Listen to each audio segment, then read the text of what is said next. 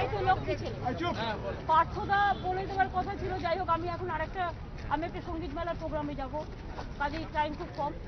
আজকে এটা হচ্ছে আমাদের রুটিন মিটিং, এবং আমরা কিছু না হোক 3 মাস পর পর আমরা অফিসারদের সাথে বসি, পারফরমেন্স রিভিউ করি। ক্যাবিনেট মিটিংয়ে আমার মন্ত্রীদের সাথে দেখা হয়, কিন্তু অফিসারদের সাথে তো সবসময় দেখা হয় না, কিন্তু অনেকের সাথে দেখা হয়, ডেকে কথা বলি, আলোচনা করি, সবই ঠিক আছে। এটা হচ্ছে আমরা আমাদের 10 মাসের যে পারফরমেন্সের রিভিউ মিটিং।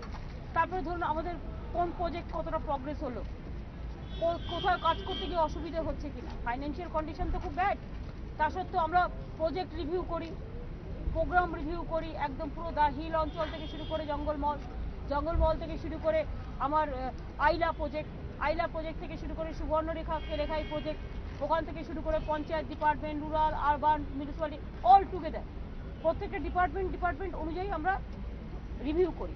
সেখানে অফিসারদের কাজ করতে কোথায় অসুবিধে বা কোথাও কোনো সমস্যা হচ্ছে কিনা, কোন ডিপার্টমেন্ট ভালো কাজ করতে পারছে, কোন ডিপার্টমেন্ট পারছে না, কেন পারছে না, তার ডিটেলস আমরা একটা পর্যালোচনা করি। এবং এটা করলে কি হয়, একটা পারফরমেন্স রিভিউ করলে কি হয়, কাজটা অনেকটা এগোতে থাকে। এবং এটা হচ্ছে গভর্নমেন্টের একটা কন্টিনিউয়াস প্রসেস, এটা অন্য কোথায় কি হয় আমি জানি না।